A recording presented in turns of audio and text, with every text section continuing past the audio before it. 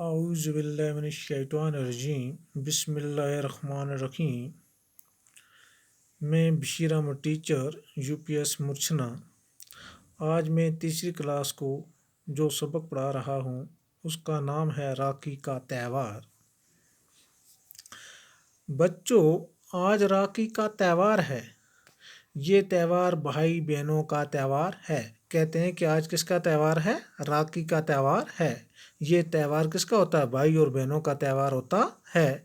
آج کے دن بہنیں دکانوں سے خوبصورت چمکدار اور رنگ برنگی راکھیاں خرید کر بھائیوں کی کلائیوں پر باندھتی ہیں۔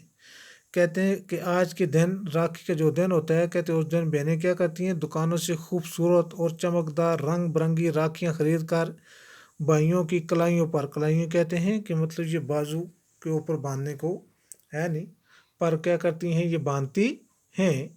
دیکھو آج بازار میں کیسی رونق ہے۔ کہتے ہیں کہ اس دن بازار میں کیا ہوتی ہے؟ رونق ہی رونق اور چہل پہل ہوتی ہے۔ بچے جوان بوڑھے سب مٹھائی خرید رہے ہیں۔ کہتے ہیں کہ اس دن بچے بھی مٹھائی خریدتے ہیں، نوجوان بھی مٹھائی خریدتے ہیں، ہے نہیں، سب عورتیں بھی کیا کرتی ہیں؟ مٹھائی خریدتی ہیں۔ موہن نے مٹھائی اور پھلوں کی ایک ٹوکری خریدی۔ کہتے ہیں موہن نے کیا کیا؟ مٹھائی اور پھلوں کی کیا کی؟ ایک ٹوکری مطلب خریدی۔ ٹوکری پر رنگین کاغذ چڑھوایا۔ کہتے ہیں کہ اس کے اوپر کیا کیا؟ رنگین کاغذ چڑھوایا اور اپنی بہن اوشا کے گھر پہنچایا۔ اور کہاں پہنچایا اس نے؟ اس نے گفٹ اپنی بہن کو کیا کی؟ اس کے گھر تک پہنچائی۔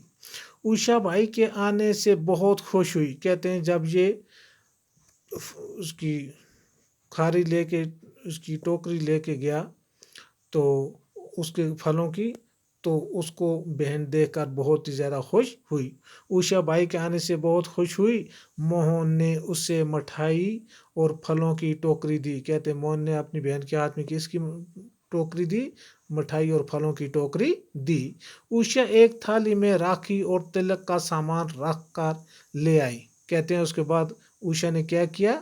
ایک تھالی میں تلک بھی رکھا اور راکھی وغیرہ کا جو ان کا وہ سامان جو ہوتا ہے وہ اس نے ایک تھالی میں رکھ کے وہ بھائی کے پاس لے آئی۔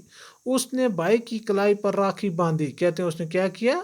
اپنے بھائی کی کلائی پر کیا باندھی؟ راکھی باندھی۔ پھر اس کے ماتھے پر تلک لگایا۔ کہتے ہیں پھر اس کے ماتھے پہ کیا لگایا؟ تلک لگایا اور دعا کی کہ میرے بھائی جوگ جوگ جیو۔ اس نے اپنے بھائی کے لیے دعا کی کہ آپ عمر بھر کیا کرو، اچھی طرح اس مطلب جیتے رہو۔ اس کے بعد اوشا نے موہن کو اپنے ہاتھ سے مٹھائی کھلائی اور اس کے بعد اوشا نے کیا کیا؟ اپنے بھائی کو اپنے ہاتھ سے مٹھائی کھلوائی۔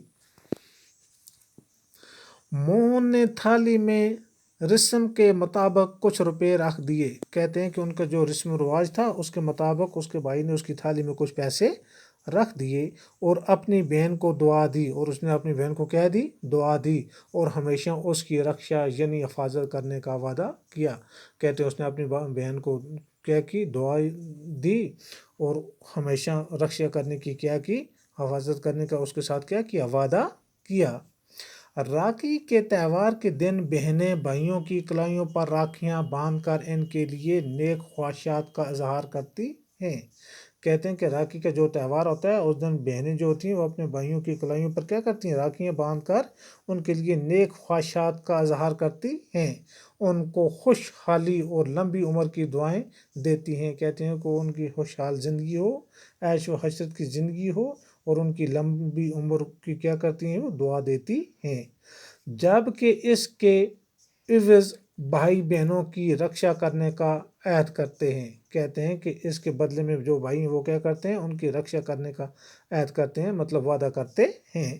اس لیے اس تہوار کو رکشا بندھن بھی کہتے ہیں۔ کہتے ہیں کہ اس تہوار کو اسی لیے کیا کہتے ہیں؟